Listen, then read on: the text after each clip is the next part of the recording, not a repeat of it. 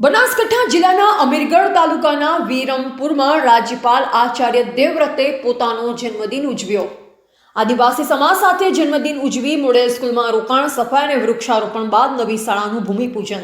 ગુજરાત રાજ્યના માનનીય રાજ્યપાલ શ્રી આચાર્ય દેવવ્રતજીનો વિરમપુર ખાતે ભવ્ય અને અર્થપૂર્ણ કાર્યક્રમ યોજાયો હતો।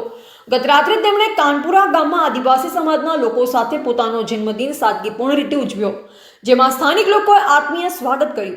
ત્યારબાદ રાજ્યપાલ શ્રી વિરમપુરની મોડેલ સ્કૂલમાં રોકાયા। આજે સવારના સમયે વિરમપુરના સરપંચ સાથે મળી તેમણે ગામમાં સફાઈ અભિયાન હાથ ધર્યું તેમજ પર્યાવરણ સંરક્ષણના સંદેશ સાથે વૃક્ષારોપણ કર્યું હતું।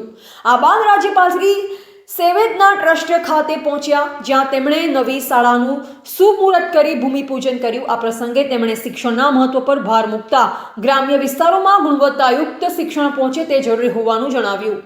રાજ્યપાલની સુરક્ષા વ્યવસ્થામાં બનાસકાંઠા જિલ્લા પોલીસ વડા શ્રી પ્રશાંત સુંબે સાહેબના માર્ગદર્શન હેઠળ તમામ અધિકારીઓ તૈનાત રહ્યા હતા અને સંપૂર્ણ સુરક્ષા વ્યવસ્થા સુનિશ્ચિત કરવામાં આવી।